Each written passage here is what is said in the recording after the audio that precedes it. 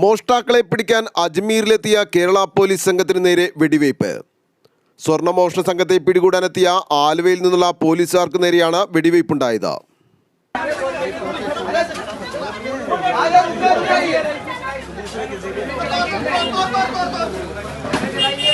कैसी गुलाम बंदूक निकाल दी उसने, तो टाइम ही नहीं खराब करा।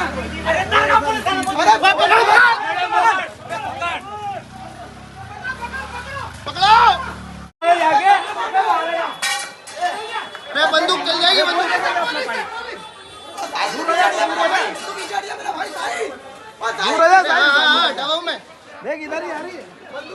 बंदूक कम हो जा रही है।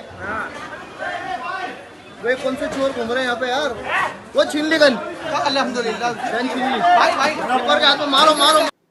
പോലീസുകാർക്ക് നേരെ ആക്രമികൾ 3 റൗണ്ട് വെടിവെച്ചു. അജ്മീർ ദർഗ പോലീസ് സ്റ്റേഷൻ പരിധിയിലാണ് സംഭവമുണ്ടായത്. സംഭവത്തിലെ പ്രതികൾ പിടിയിലായി. ആലുവ റൂറൽ പോലീസ് പരിധിയിൽ നിന്നുള്ള ഉദ്യോഗസ്ഥരായ SI ശ്രീലാൽ SS, മുഹമ്മദ് അമീർ എന്നെ, അഫ്സൽ TA, മാൻഷാ അബൂബക്കർ, മനോജ് KM എന്നിവരാണ് അന്വേഷണ സംഘത്തിൽ ഉണ്ടായിരുന്നത്. മോഷണ കേസിലെ പ്രതിയെ തിരഞ്ഞാണ് അജ്മീറിലേക്ക് പോയത്. വെടിവെപ്പിൽ ഉദ്യോഗസ്ഥർക്ക് പരിക്കില്ലെന്ന് ബന്ധപ്പെട്ടവർ അറിയിച്ചു. അജ്മീർ പോലീസിന്റെ സഹായത്തോടു കൂടിയായിരുന്നു പരിശോധന നടത്തിയത്. വെടിവെപ്പ് നടത്തിയ സംഭവത്തിൽ 2 പേർ പിടിയിലായിട്ടുണ്ട്. ഇവരെ കോടതിയിൽ ഹാജരാക്കിയ ശേഷം ആലുവയിലേക്ക് കൊണ്ടുവരും. ആലുവ ലൈവ് ന്യൂസിനു വേണ്ടി സിദ്ദീഖ് കാരക്കാടിനൊപ്പം സനൂപ് കളമശ്ശേരി.